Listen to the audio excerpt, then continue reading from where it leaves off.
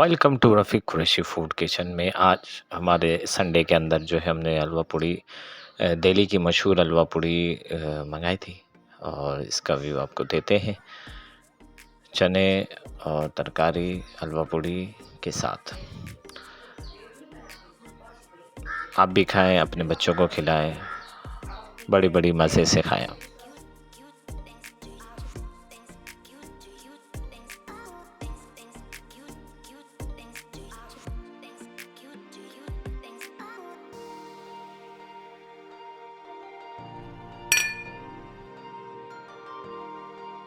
Wow!